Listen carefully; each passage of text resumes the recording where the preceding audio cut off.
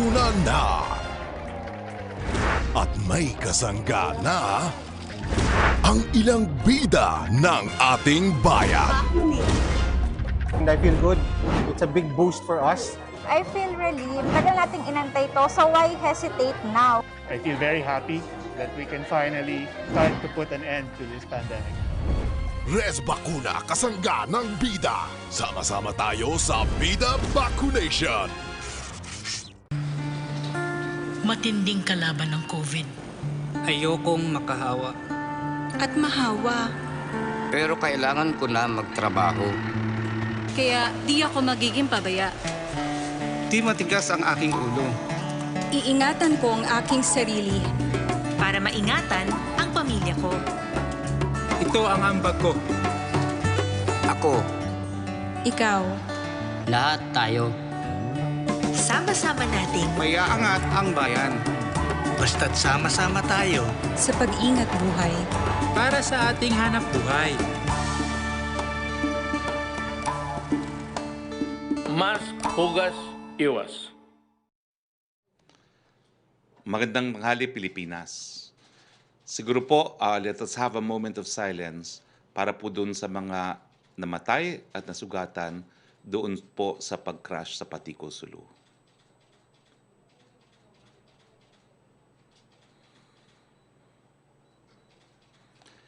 Nagpapaabot po ng pakikiramay si Presidente Rodrigo Roa Duterte sa pamilya ng mga nasawi ng bumagsak na C-130 sa Sulu. Nagluluksa hindi lamang ang sandatahang lakas ng Pilipinas, ngunit ang buong bansa sa malungkot na pangyayaring ito. Nanalangin po kami na yakapin ng Panginoon ang mga nagdadalamhating pamilya para maibsan kahit paano ang kanilang nararamdaman at naway mabigyan sila ng lakas para malampasan ang pagsubok na ito. Samantalang pinagdarasal din natin ang mabilis na paggaling ng mga survivors. Nag-utos na po si Secretary Delfino Rizana ng isang investigasyon para matukoy ang dahilan ng insidenteng ito.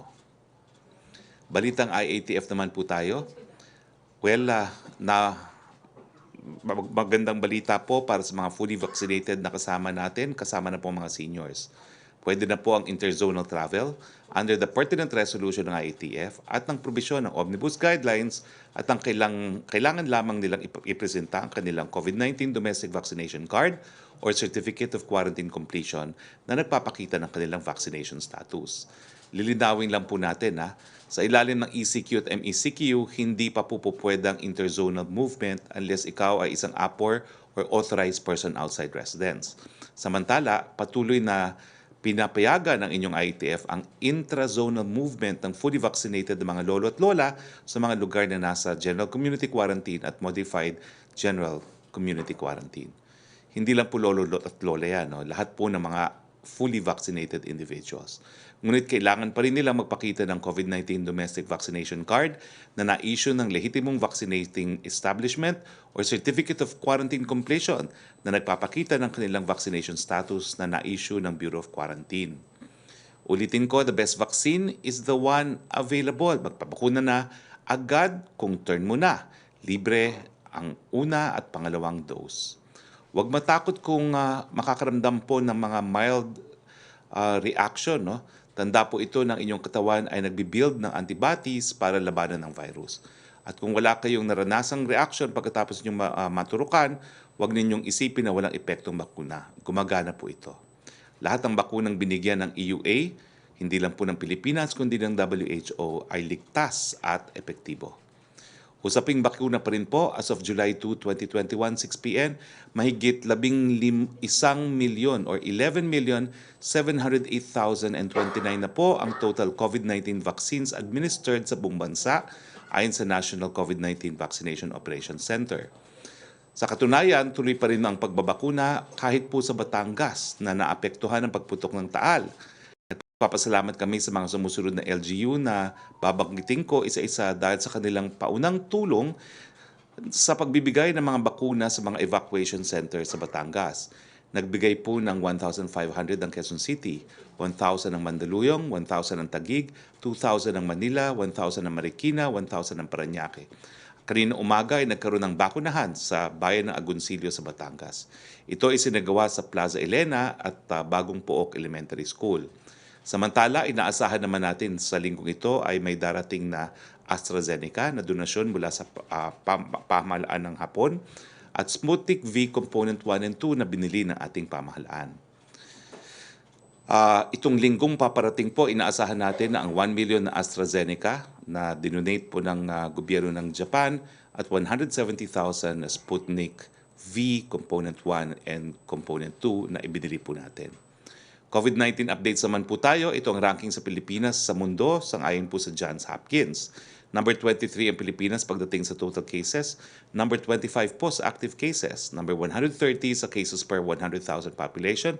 At number 84 po sa case fatality rate na 1.8%. COVID-19 update naman po tayo. Meron tayong 5,966 na mga bagong kaso sangayon po sa July 4, 2021 datos ng DOH. Samantalang nasa 94.6% ang ating recovery, kaya maraming salamat po sa ating mga medical frontliners. Nasa 1,358,502 na po ang bilang ng mga nag-recover. Samantalang malungkot naming binabalita na nasa 25,149 na po ang binawian ng buhay. Nakikiramay po kami sa mga naulila. Nasa 1.75% po ang ating fatality rate. Ito naman po ang mga kalagayan ng ating mga ospital. Sa buong Pilipinas, 57% utilize ang ating ICU beds, 14% utilize ang ating isolation beds, 44% utilize ang ating ward beds, at 34% utilize ang ating ventilators. Sa NCR po, 46% utilize ang ating ICU beds, 38% utilize ang ating isolation beds, 33% utilize ang ating ward beds, at 29% lamang po ang ginagamit nating ventilators. Dito po nagtatapos ang ating presentasyon. Kasama po natin ngayon, dalawang kalihim, si DSWD Secretary Rolly Bautista at Department of Education Secretary Liling Briones. Sec Bautista, with your indulgence, ladies first po muna, no? Secretary Liling Briones, napaulat po kasi ng World Bank na di umano, ang Pilipinas daw po ay quote-unquote poor pagdating sa pagtuturo ng ilang mga subject kasama na po ang science at math. Ma'am Liling Briones, ano pong reaksyon ng ating Department of Education sa pag-aaral ng World Bank na ito? The floor is yours, Secretary Liling Briones. Maraming salamat, Spokes Harry. Tatlong punto lamang na maiikli. Una, yung datos, inaamin ito ng World Bank na ginamit nila ay galing sa PISA assessment. At yung PISA assessment na data, noong 2019 pa, diniscuss na yun ng buong Pilipinas. So luma na yung data nila dahil since 2019, marami nang nangyayari. Pangalawa, lahat ng mga sektor ng ating society, tumutulong na ang gobyerno, ibang departamento, mga bilaterals, multilaterals, private citizens, tumutulong dahil sa paglabas ng data na ito na luma na binuhay uli kasama sa dalawa pang exams. At sinabi na, in-explain naman namin na hindi desisyon yan ng Department of Education sa ngayon na sumali doon sa assessment na yan.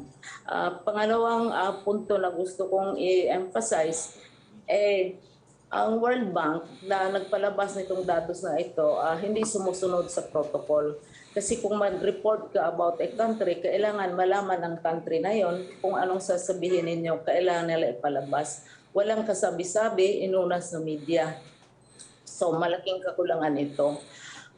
Pangatlo, na gusto kong i-emphasize, matagal na partner ang World Bank sa ating reform sa education. Nakautang na tayo since 1981. In 1981, nag-utang tayo ng $100 million from World Bank for Education. Tapos 1997, nag-utang tayo ng $113,000 million. Pagkatapos, may nakasunod pa na $200 million. Umabot ng $300 million ang nautang na natin sa World Bank since 1980. So talagang matagal na partner na ang World Bank tungkol sa edukasyon. At hindi lang yun partnership, utang relationship yan. At present, mayroong under negotiation na dalawang loans sa World Bank na hindi pa nabuo sa aking administrasyon. Ay ito yung $110 million para sa mag-enhance ng capacity ng teachers. At yung pangalawa, yung alternative learning systems na $100 million din. So hindi natin masasabi na kung may pagkukulang sa edukasyon sa Pilipinas, gawa-gawa lang ito ng Pilipinas. Ito ay nag-i-involve ng mga partners. Ang isa sa pinakamalaki since 1981 na umabot $700 million ang nautang natin at binabayaran natin ngayon ay sa World Bank. Ngayon, under negotiation, ulitin ko, $110 million for upgrading our teachers and for strengthening ALS ay $100 million. Pero ito, hindi pa ito na buo. So pangalawa yan. Kaya ang sabi nga namin na siguro dahil sa tatlong kakulangang ito na nalagay sa hindi magandang una, lumang datos na alam na ng lahat, alam na ng congressman, alam na ng lahat ng critics ng education dahil nalabas na ito. Pangalawa, walang excuse me. Hindi namin alam. Ang practice is ipaalam mo sa isang bansa kung magpadala ka ng report ng ganyan sa publiko. Nauna ang media. Pangatlo, hindi sinama yung mga bagong developments na ang daming tumutulong ngayon dahil concerned ang buong bansa sa estado ng edukasyon. And finally, matagal na partner na ang World Bank since 1981. Marami na tayong inutang sa World Bank para mag-improve sa edukasyon. So, partner sila, kasali sila dito sa sitwasyon sa world, sa Pilipinas, at saka ngayon, we are winding up negotiations na hindi pa na pirmahan ng Secretary of Education itong $110 million at $100 million na uutangin ulit sa World Bank. So, we would like the public to be aware of this. And since the country was insulted, was shamed, and so on, we expect and look forward to a public apology. Lalo na yung di pagsabi sa amin na naglabas sila ng ganong klaseng datos na lumang-luma na datos. Maraming salamat, Harry. Sec, ano bang tingin niyo? Gusto mo pang ng World Bank na mas marami pa utangin natin sa kanila? Sa tingin ko, apology muna. Okay. Sige ma'am, thank you. Kasi pinadalhan ako ng sulat, personal apology. But hindi naman ako ang natatamaan dito. Ang natatamaan ang bansa. Okay. At publiko. Maraming salamat, Secretary Leonor Briones. Puntahan naman po natin si Secretary Rolando Bautista. Sir, sabi ni Senator Pacquiao, meron daw korupsyon sa pamimigay ng SAP. Ano pong masasabi ng DSWD rito? Unang-una, no? Mahina po ang sound system. Unang-una, magandang tanghali sa iyo, Sec Harry, Sec Liling Briones, Yusek Rocky at ating mga media partners. Nagpapasalamat ako sa pagkakataon na binigay sa atin ng Office of the Presidential Spokesperson upang makagbahagi ng impormasyon at sumagot sa mga issue at iba pang concerns ukol sa DSWD. Handa ang aming departamento na harapin ang anumang investigasyon at isumite ang kinakailangan ng mga dokumento upang bigyang linaw ang aligasyon ni Senator Manny Pacquiao at pagbigay ng tiyak na datos hinggil sa implementasyon ng Social Amelioration Program. Nais lang namang ipabatid na ang lahat ng pondong ibinigay sa mga financial service providers ay accounted for at walang mga nawawalang pondo. Ang lahat ng ayuda na ipinamahagi ay sinuportahan ng liquidation reports na maaaring maibahagi kung kinakailangan. Kaya tinitiyak ng aming ehensya na ang mga prosesong isinagawa ng mga FSPs sa mga payouts ay alinsunod sa sa mga prosesong aprobado ng Bangko Sentral ng Pilipinas at naaayon sa umiiral na government accounting rules and procedures.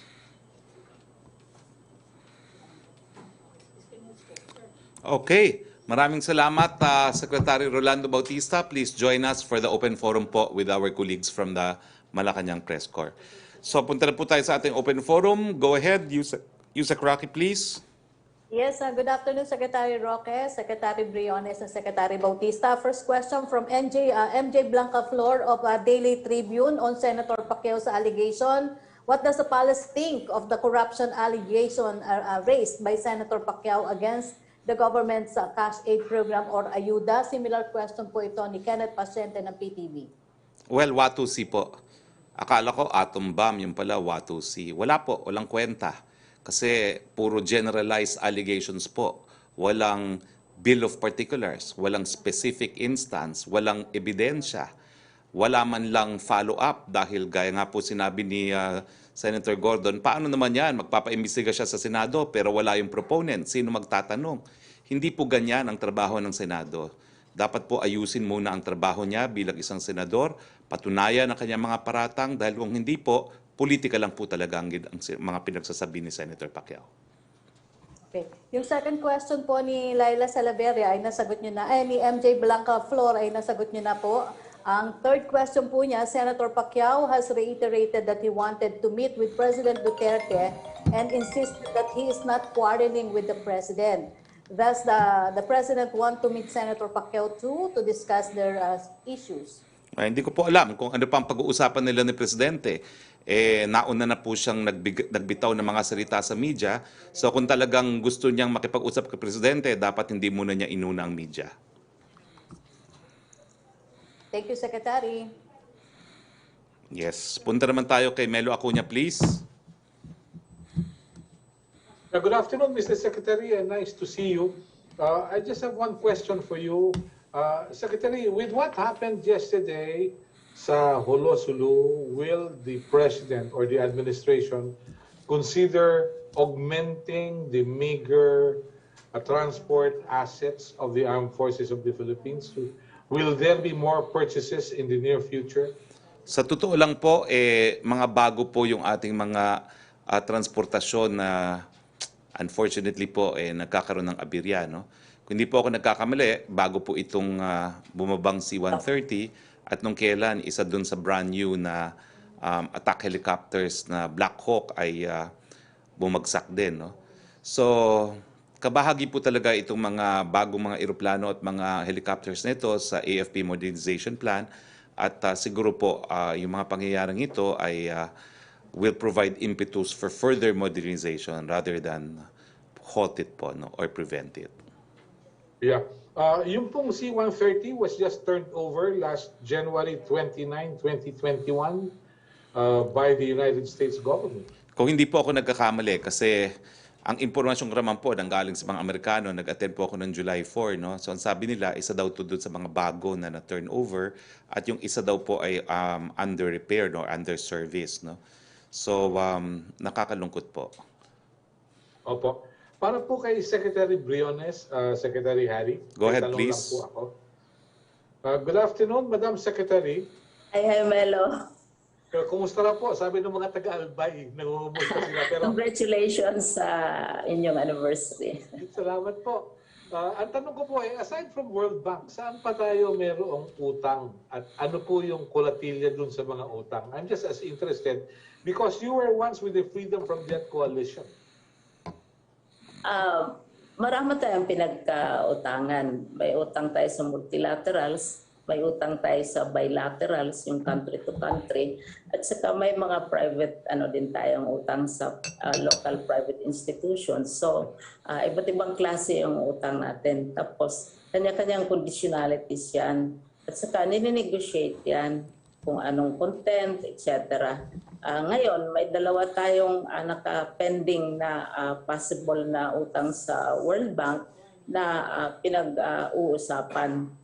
Yung isa tungkol sa pag-upgrade ng capacities ng teachers dahil maraming nagko-complain, kailangan i-upgrade ang ating mga teachers. At pangalawa, yung pag-enhance ng ating alternative learning systems. So yung mga detalye na yan, talagang masinsin na pinag-uusapan kung anong klaseng consultant, kung anong content, kung halimbawa may mga proyekto, saan gaganapin, etc. etc. So inuupuan talaga yan ng department at under negotiation ito ngayong dalawang offers for loans. Pero may dati na tayo, since 1981 pa, Melo, the World Bank has been a major partner. Ilang proyekto na yon, ilang secretaries of education na since the 1980s ang na-involve nitong efforts na major partner ang World Bank sa education. I see. Okay po, siguro po i-update nyo na lang kami kung anong balita ron sa Albay, Secretary? Yeah. Nagsulat ako kay kinontak ko kagabi si RD para mag-update siya sa akin. Opo. Salamat po, Secretary. Para po kay Secretary Bautista, magandang hapon po, Mr. Secretary.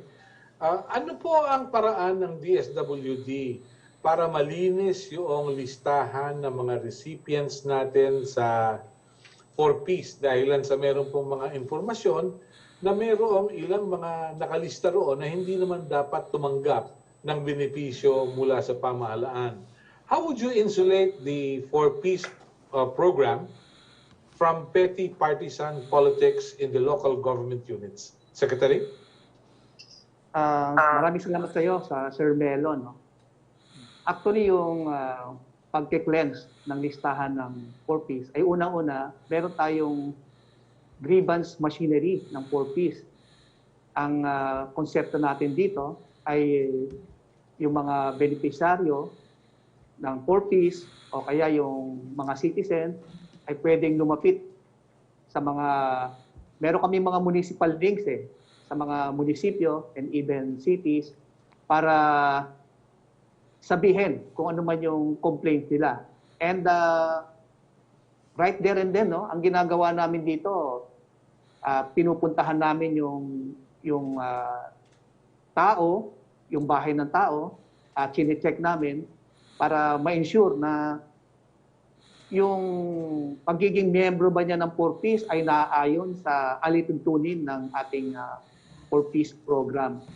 Sa kalukuyan, meron kaming binubuo na guidelines to insulate the program from the politics.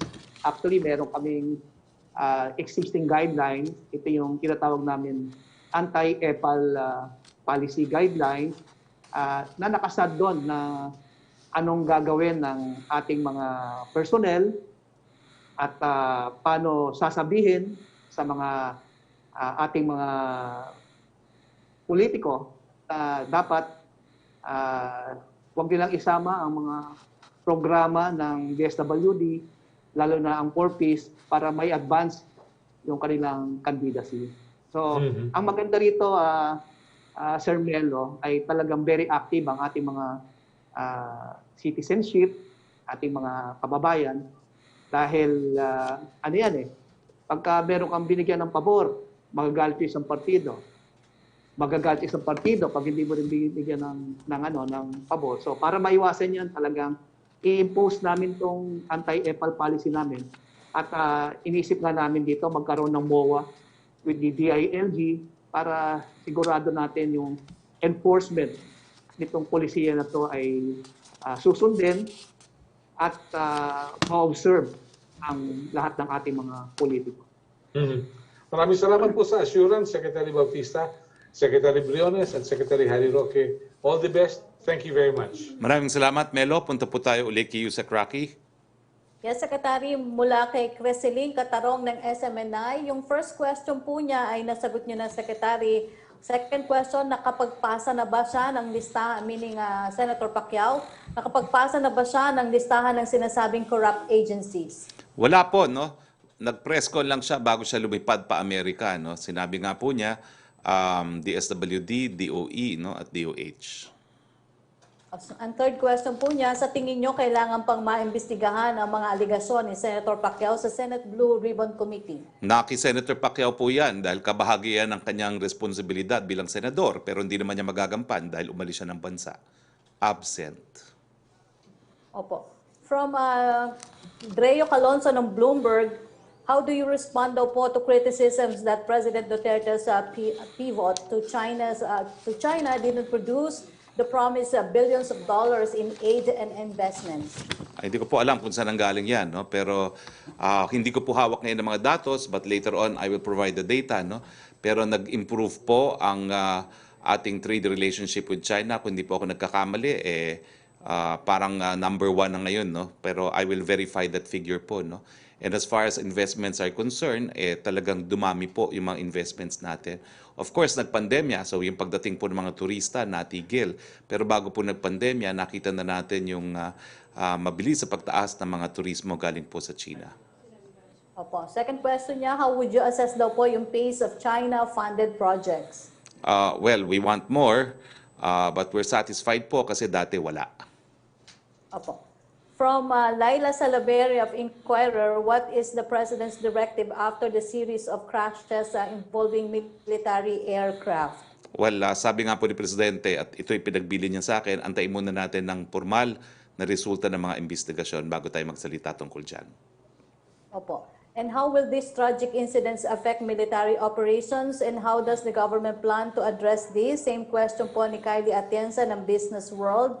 Ang tanong po niya, the incident happened nga po almost a month after Black Hawk helicopter crash during a training mission, killing 6 people. Is the President not bothered by these incidents, which happened at a time when the nation needs more able defending? What do these incidents say about our defense capacity? Well, nalulungkot po talaga ang Presidente at ang buong sambayan ng Pilipino dahil meron tayong mga kasundaluhan na nasawi dahil dito sa mga insidenteng ito. Pero gaya ng akin nasabi kanina, ang pagkabili-bili po ng Presidente, antayin muna natin ang formal na investigasyon bago tayo magkaroon ng mga konklusyon. Thank you, Secretary. Thank you. Punta naman tayo kay Trish Tirada, please. Hi, good afternoon, folks, and good afternoon to our Secretary. Sir, first question for you. We'd just like to get your reaction on criticisms about the President, yung po sa pag-joke niya, about capping the volcanoes whole. Some comments would read that the President lacks empathy, and it gives the impression that the President is undermining the threat and situation it poses to the people. Wala po. Kung ganyan ang gusto nilang isipin, wala tayong magagawa. But the President, of course, was trying to lighten the mood dahil ano ba naman niya, may pandemya na nga, may pagputok pa ng bakuna ng Bulkang Taal, no?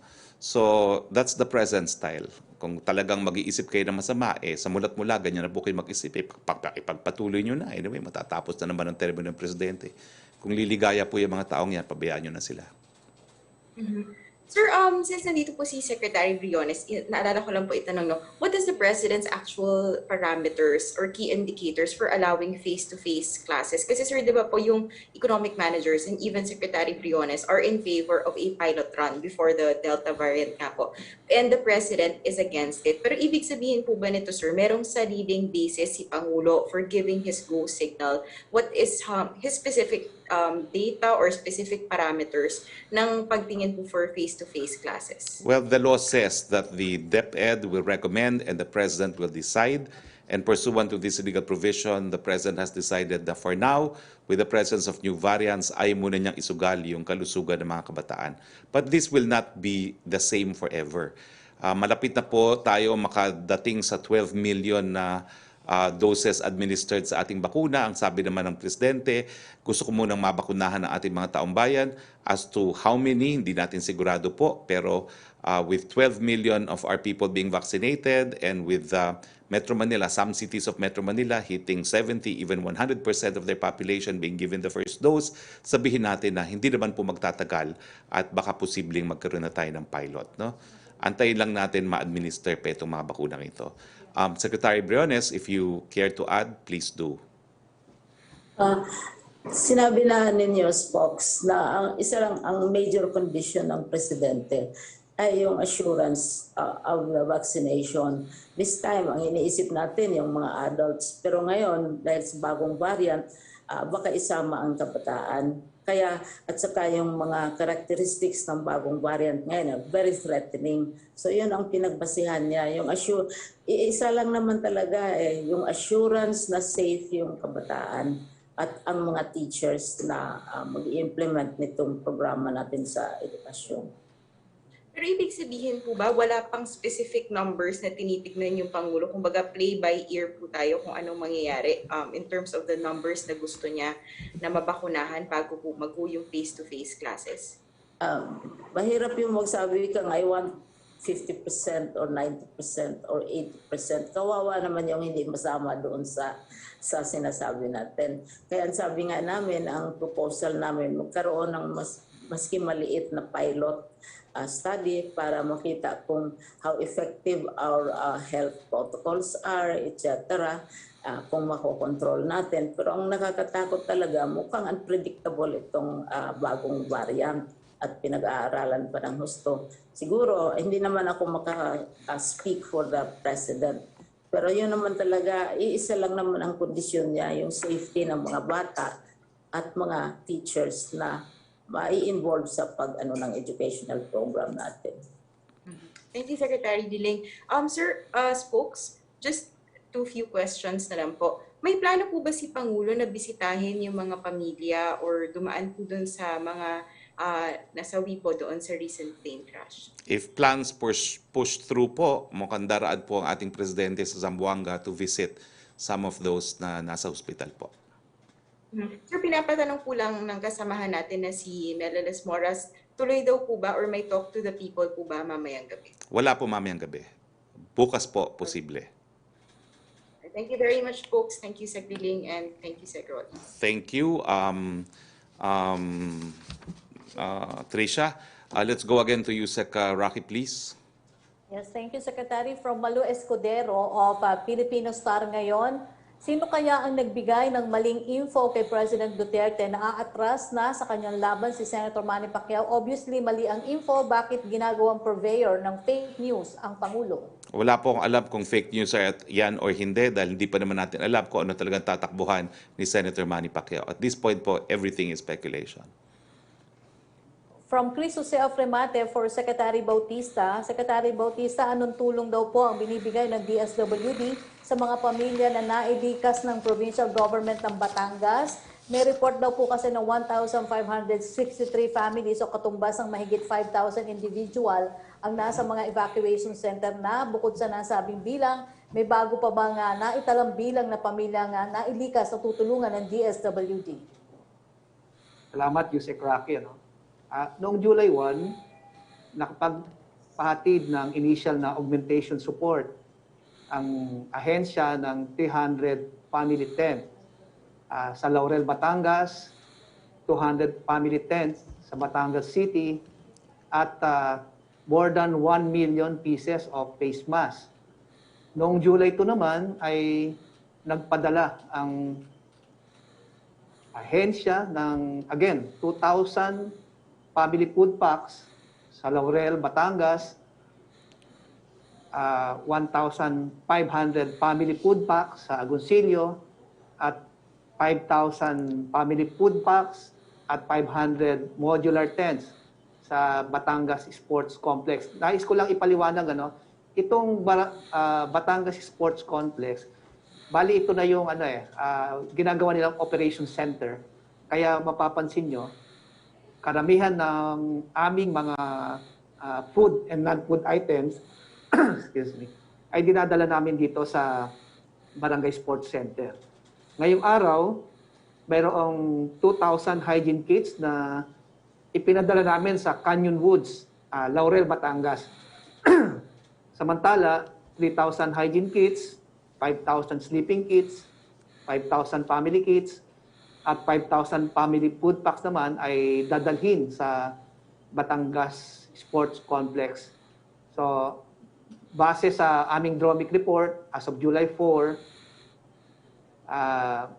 mayroong estimated na 1,200 na pamilya o 4,500 na individual sa region ng Calabarzon ang apektado ng volcanic activity ng Taal Volcano. Mula sa nabanggit na bilang, may estima na 500 na pamilya o nasa 2,000 individual ang nasa 16 evacuation centers sa Agoncillo, Balete, Laurel at Nasugbu Batangas. Samantala, nasa estimate na 700 na pamilya o 2,500 katao ang piniling manatili sa kanilang mga kaibigan o mga kamag-anak sa mga karatig na bayan.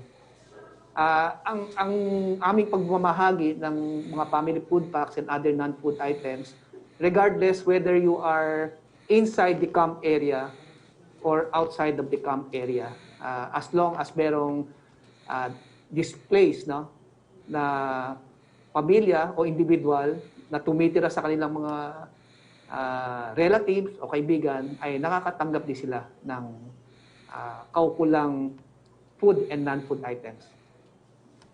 Thank you, Secretary Bautista. Secretary Roque. Yes, maraming salamat. Yusek, punta tayo kay Pia Renada, please. Hello, Secretary, can you hear me? Yes, go ahead, please. Yes, sir. Sir, because before, in numerous occasions, President Duterte expressed anger whenever the U.S. would give. He accuses the U.S., for example, of giving puro second-hand equipment, and he even blamed this equipment before on the previous helicopter crashes. I'm just wondering if the President has the same sentiment about this plane crash in Sulu. Did he express any anger of the same vein? And what were his reactions initially to this? So far po, matinding kalungkutan dahil dun sa mga naging biktima. Wala pa naman pong ganyang mga pananalita akong naririnig galing kay Presidente. Okay, so far he doesn't blame the U.S. Wala siyang passing judgment on any individual or group? So far po, wala. Matinding kalungkutan lamang dahil napakataas na po ng numero ng mga nasawi. Okay. And sir, is there any plan for the President to do something to ensure more funding for military equipment like this? And for example, one suggestion given was for the President to urge Congress to pass nga yung law to reform the military pension, saying that if we reform the pension, we would free up more funds to buy more equipment for the military. Any developments on this? Pia, I think it's only the President, no, who has actually taken concrete steps to modernize the armed forces. Bukod sa Black Hawk, bukod sa mga bagong C-130 at bukod dun sa frigates na binili natin sa South Korea, ngayon lang naman talaga tayo nagkakaroon ng mga modernong mga kasangkapan gaya nito. No? So gaya ng sinabi ko kanina, malungkot itong mga pangyayaring to, but rather than deterring us, we will proceed full speed ahead, no, in modernizing the armed forces within our limited resources, dahil alam naman natin na we need a viable armed forces to defend particularly our territorial sovereignty. Lastly, sir, just on the political story, sir, does President Duterte agree with Senator Coco Pimentel that whoever the PDP Laban party will endorse as president in 2022 should be a member of PDP Laban? Well, that's as far as PDP Laban po, no? They should probably endorse their own member, no? Pero as I said nga po, tingnan muna natin ang mga pangyayari dyan sa partidong PDP Laban. What does President Duterte think since he is the chairman? Well, so far po, well, it's premature for me to divulge what the President has already told me. But let's just say it's an intra-party controversy, and let's see how the intra-party controversy is resolved first. Does he plan to attend the July 17 national meeting? Hindi ko pa po nakikita sa schedule, pero we don't know yet. Pero wala pa po sa schedule na I have access to. All right. Thank you, Secretary. Maraming salamat, Pia. Yusek Rocky, please. Yes, Secretary, from Sandro Ochona ng ABS. May guidelines na ba? Paumanhin, Secretary, hindi ko po kasi narinig ito. Baka po nabanggit niyo na sa presentation. Pero ang tanong po niya, may guidelines na ba sa intra at interzonal travel? Tatanggapin po ba ang iba't ibang vaccination cards ng bawat LGU? Or kailangan kumuha ng documents from Bureau of Quarantine? At paano daw po ang proseso? Well, ang IATF resolution says po na yung presentation ng COVID-19 domestic vaccination card issued by a legitimate vaccinating establishment or a certificate of quarantine completion shall be sufficient alternatives to any testing requirements. So, basta po in-issue ng lokal na pamahalaan or ng DOH, IATF na vaccination card, sapat na po yan in lieu of RT-PCR testing sa intra and interzonal, but emphasizing na bawal pa po ang interzonal travel into ECQ and MECQ areas. Opo. From Vance Fernandez ng police file para po kay Secretary Bautista, hinighlight daw po ni Senator Pacquiao sa kanyang statement yung 1.8 million beneficiaries ng SAP na kiniklaim po allegedly ni Senator Pacquiao na about 500,000 beneficiaries received their assistance. Ano daw po ang sinabi dito ng Pangulo at kung ikinukonsider ba po na Pangulo itong number na ito na na-present na Senator Pacquiao as valid data to be scrutinized or does the President consider this to be false figures? Salamat, Yusek Rocky.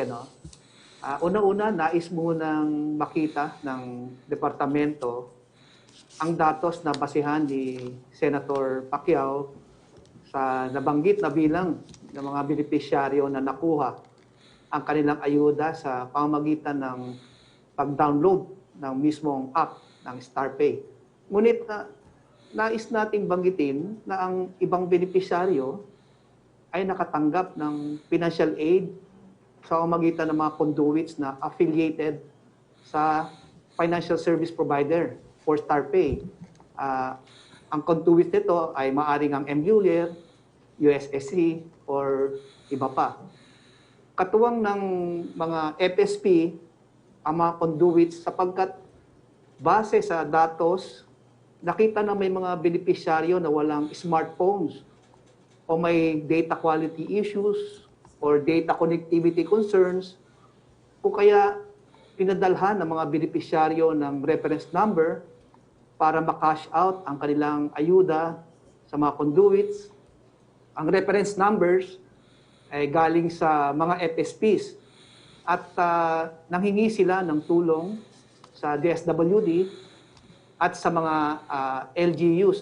Sa amin DSWD through our field offices para ma-disseminate yung reference number sa mga beneficiaries. Yung tanong tungkol kay ating mahal na Presidente Mayor Roa Duterte, hindi pa po kami nakapag-usap at siguro in due time po ibibigay niya rin siguro kung anong instruction niya sa akin. At handa po akong sundin kung ano pong instruction na ipapahatid niya po sa akin. Thank you, Secretary Bautista. Secretary Roque, ang question po ni Vance Fernandez, ano daw po ang response o reaction ng Palas sa sinasabi po ni Senator Pacquiao, additional allegations po ng alleged corruption aside from DSWD, kasama po ang DOE at DNR? Saan po ang pruweba? Napakadali po ng salita. Laway lang yan. Nasaan po ang pruweba? Nasaan po ang mga dokumento? Nagtataka nga ako kung ano yung mga dokumento dun sa lamesa niya. Hindi ko alam kung meron talagang imprenta yun. Mga papel lang yun for props. Pero sana po, isumitin niya kung meron. Dahil ang presidente naman, yung sinasabing tuluyang na wala ang korupsyon. Ang ayaw niya, yung parang kinukonsinti niya ang korupsyon. Hindi po yan totoo. Opo. From Evelyn Quiroz ng Filipino Mirror, tungkol pa rin po dun sa protocols provided under IATF, EID Resolution 124 about sa fully vaccinated interzonal travel. How will this be enforced given that there are almost no more checkpoints around?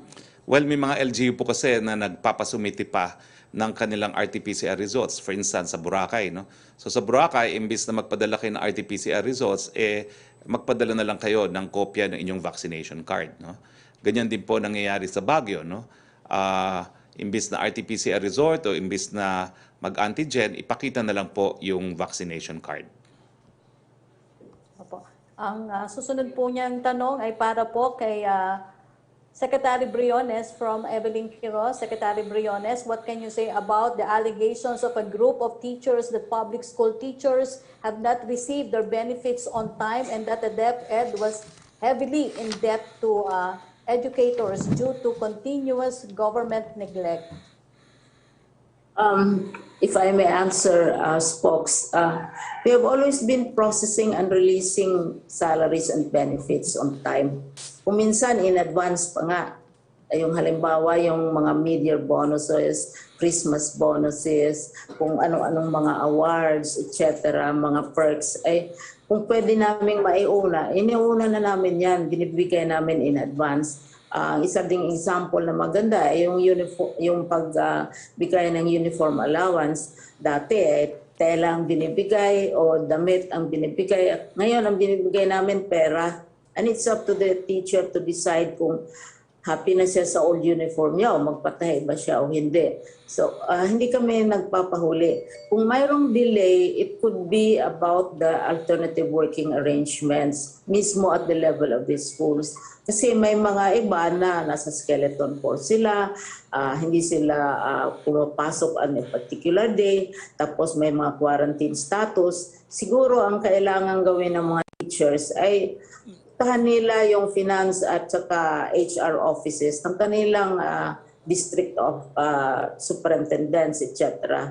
Pero at our level talagang ayos na ayos yan. Kung pwede palang advance ibibigay namin kasi yung pera namin nakahanda talaga yan para sa benefits ng teachers. Thank you, Secretary Briones. For Secretary Bautista, tanong po ni Filipino Mirror, Evelyn Quiroz, DSWD daw po is reportedly coordinating with LGU po to monitor situation in Batangas. Kaugnay po ito ng Taal eruption. Ang tanong po niya, magkano po ang available na pondong pangtulong sa affected residents? Salamat, Yusek Rocky. Ang ahensya ay may sapat na pondo para sa disaster operations. Sa katunayan, ang DSWD, ang mga field offices nito at ang National Resource Operations Center ay mayroong nakahandang stockpiles, no? Ito yung food and non-food items at standby funds na nagkakahalaga ng higit sa 1.08 bilyong piso. Tapos ang aming central office dito at field offices ay may kabuang 209.28 milyong piso standby funds at mayroon ding 294,272 na family food packs ang nakapreposisyon sa iba't ibang strategic location sa buong bansa. Ang konsepto naman namin dito, Yusek Rocky, no? Kapag ang isang region ay nangangailangan ng tulong, example, naubusan sila ng stock na food and non-food items, ay tumutulong ang mga kalapit na mga field offices. So, katulad nung ginawa natin last year, yung Taal incident, nagtayo kami dito ng task group Taal. Ang purpose namin dito ay gusto namin itap yung mga iba't ibang personnel, resources ng iba't ibang field offices na pumunta at tumulong sa apektadong rehiyon. Yung sinabanggit kong rehiyon, since dito sa Taal, ito yung Calabarzon region o yung field office 4A. Ito ay bahagi ng augmentation support sa mga apektadong LGUs at actually bilang bahagi ng DSWD's mandate to provide resource augmentation to LGUs para makatulong na matugunan ang mga pangangailangan ng kanilang mga nasasakupan na apektado ng sakuna. So ang pinaka-bottom line nito, on the part of the agency, meron na kaming template kung paano kami magre-responde dito sa ongoing developing situation sa area ng Taal. Thank you, Secretary Bautista. Secretary Roque, yung tanong po ni Angel Ronquillo ng DZXL, yung unang tanong niya ay nasagot niyo na po about dun sa tulong na posibleng ipagkaloob ng pamahalaan sa biktima ng C-130 plane crash sa Patikul. Yung second question niya, sinagot niyo na rin po yung kung pupunta po sa burol ng mga nasawing sundalo si PRD. Tanong po mula kay Joseph Morong ng GMA News, regarding daw po sa sale ng vaccine, how was it possible for the nurse involved in the alleged sale to have access to the vaccine? At sino daw po ang kasabwat niya? is this a widespread practice? Iniimbestigahan pa po yan, no? At meron naman pong batch numbers yan para matrace saan intended yung bakuna na yan. Pero ulitin ko lang po, no? Government will go all out in investigating kung sino po ang nasa likod nitong bentahan nito kasi hindi po ibinebenta ang mga bakuna. At hindi po tayo papayag na nanakawin ng bakuna para magkaroon ng pera ang iba. Para sa pandemya po ito, mga kababayan, mahiya naman kayo kung pagkakakitaan nyo pa itong pagdadalamhati ng ating bayan dahil nga po sa pandemya. Mahiya po kayo. Question from Ivan Mayrina ng GMA News. Inaakusahan ni dating Senator Antonio Trillanes, sina Pangulong Duterte at Senator Bongo ng umani plunder dahil sa daang-daang kontratang aabot daw po sa 6.6 billion ang halaga. Mga kontratang nakuha ng mga kumpanyang pagmamay-ari ng ama at half-brother ni Senator Go. Mga dokumento daw po galing sa DTI at COA ang hawak ni Senator Trillanes at magsasampa daw siya ng kaso kapag bumaba na sa pwesto ang Pangulo. Ano daw po ang reaction ng Palasyo? Yan po ay kaparehong tanong ni Robert Mano ng ABS-CBN.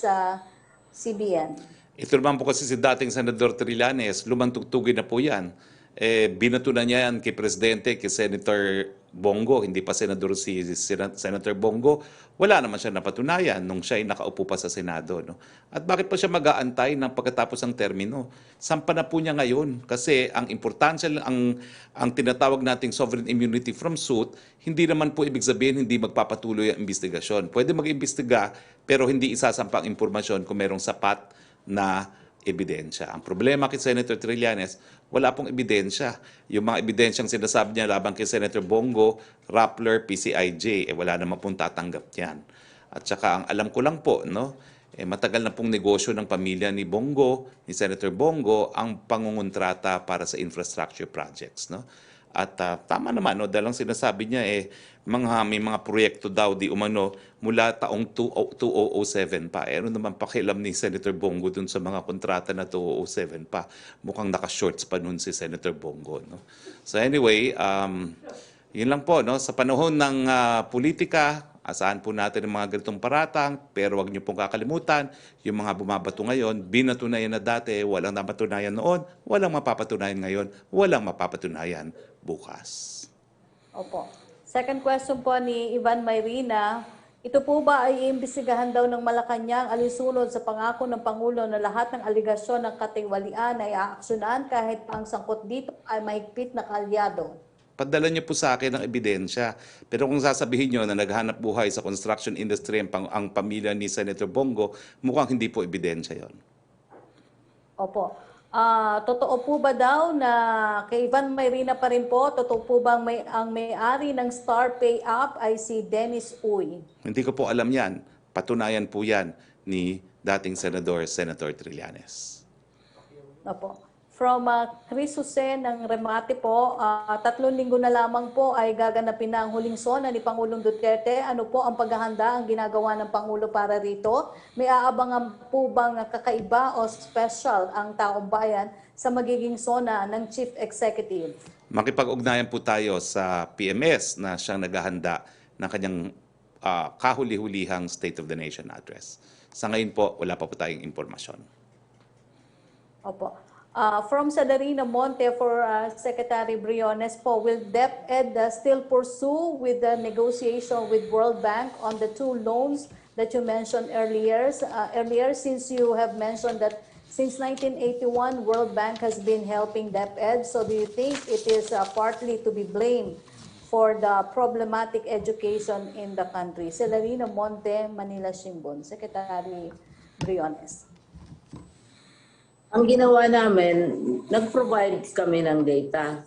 Kasi right now, mayroong mga finger-pointing activities. So, yun ang sinasabi namin na right from the beginning, and then kakatrace ko lang na ibang data, as early as the 1970s, ang World Bank as IBRD was already involved in Philippine education. Gusto lang namin sabihin yan as a matter of information. Now, yung pag-negotiate ng mga loans, hindi ang Department of Education directly ang nag-negotiate. It is actually our economic team na ito ay composed ng ating Secretary of Finance, NEDA, etc. etc. So alam nila kung ano ang sitwasyon, I believe, no, on this matter. Yung isa is already winding up yung negotiations about itong $110 million on teaching effectiveness. Yung pangalawa naman, $100 million ay para sa alternative learning systems para ma-enhance at ma-enrich ito. So yun ang sitwasyon. Pero ako sa paningin ko, dahil pinadala naman ako ng personal apology at saka nagsabi din nakita ninyo na may mga deklarasyon ngayon na ating mga lawmakers, kinuquote ang World Bank, pero inaamin ng World Bank senior economist na ang data ginamit nila ay PISA data which came out in 2019. At ang dami nang nangyayari. So hindi na natin kailangang i-inform tayo nila kung ano ang situation sa PISA data dahil ang lahat na experts sa education alam naman ang PISA data since 2019 pa. Alam din ng lahat na ang present administration, ang Secretary of Education, ang ginawa lamang ay sumali tayo because hindi naman tayo dati sumali. I have 7 predecessors and they decided, I believe, for valid reasons na hindi sila sasali. Ngayon lang tayo sumali. Tapos, you know, it's the usual thing. You shoot the messenger, di ba? You kill the messenger who brings the bad news. Last night, I was asking myself, what would have happened if we did not participate in PISA again this time? Would it keep us safe? Coming present administration. All that we did was hold up a mirror to us. And now we are blaming, as I said, the messenger, but there are other participants since the 1970s who have been holding our hand and at the cost of significant loans, which I believe we are paying for. So, depende yan sa economic team. Kasi sila ang nagne-negotiate dyan. Okay. Kami, we give our data and opinion. Okay. Thank you very much, Secretary. Secretary Roque, may pahabol lang pong question si Marichu Villanueva ng Philippine Star for Secretary Bautista daw po. Senator Pacquiao specifically mentioned Star Pay as the designated DSWD ayuda payout that gave out questionable cash releases. Have you looked into these specific allegations? Thank you, Yusek Rocky. Ang mga SSP ay natukoy sa pamamagitan ng technical assistance ng Bangko Sentral ng Pilipinas na siyang pinansyal na polisiya at regulasyon tungkol sa pananalapi. Sa pagtukoy sa mga FSPs, ipiniliwanag ng BSP, Bangko Sentral ng Pilipinas, na ang pangunahing mga konsiderasyon ay ang pagkakaroon ng balanse sa kakayahan ng mga FSP na mag-cash out. Karagdagang dito ay ang pagkakaroon ng business model institution, karanasan ng commercial rollout at uri ng cash out points na makakatulong sa pagtitiyak ng liquidity o pagkakaroon ng sapat na pera. Ang lahat ng prospective FSPs kasama ang StarPay ay pinadalhan ng imbitasyon upang makasali sa selection process. Sila din ay pinagsubmit ng proposal na kani-kanilang iprinisinta sa isang pagpupulong kasama ang DSWD, DICT at Bangko Sentral. Mula sa kanilang presentasyon ay nagbigay ng rekomendasyon ang Bangko Sentral ng Pilipinas para mabuo ang tinatawag nating terms of reference. Kaya masasabi natin na anim actually na financial service providers ang napili. At sabi nga namin, sa simula ng proseso ng pagpili hanggang sa ongoing na implementasyon ng SAP2 digital payments ay katuwang namin ang Bangko Sentral ng Pilipinas. Kaya yung profile ng mga financial service providers, I believe that nakapasa sila sa criteria at kwalifikasyon na naayon sa guidelines ng Bangko Sentral ng Pilipinas. Okay. Thank you, Secretary Bautista. Thank you, Secretary Bautista, Secretary Briones, and Secretary Roque. Okay, bago po tayo magtapos, I would like to acknowledge our visitor in our office, none other than Cebu City Councilor Nina Mabatid. Ma'am, thank you for visiting us and I hope you can visit us more often. Councilor Nina Mabatid.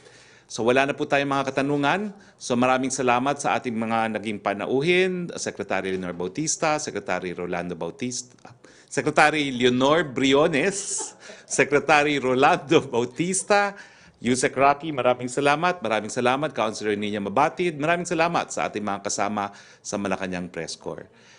Sa ngalan po ng inyong Presidente Rodrigo Roa Duterte, sa muli po, pagkakataon, ito pong inyong Spokesari Roque, nagsasabing nakikiramay po kami sa lahat po ng pamilyang nasawi dito sa nangyari sa Patiko Sulu at asahan niyo po, narariyan po ang buong sambayan ng Pilipino para maibsan ang inyong kawalan. Magandang hapon po sa inyong lahat.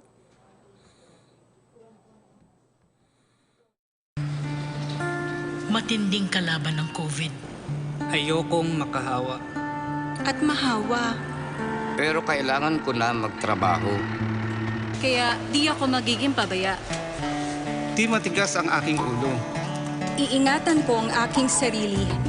Para maingatan ang pamilya ko. Ito ang ambag ko. Ako. Ikaw. Lahat tayo. Sama-sama nating Maiaangat ang bayan. Basta't sama-sama tayo. Sa pag-ingat buhay. Para sa ating hanap buhay. Mask, hugas, iwas. Res Bakuna na! At may kasangga na ang ilang bida ng ating bayan. And I feel good. It's a big boost for us. I feel relieved. Tagal nating inantay to, so why hesitate now? I feel very happy that we can finally start to put an end to this pandemic. Res Bakuna, kasangga ng bida. Sama-sama tayo sa Bida Vaccination.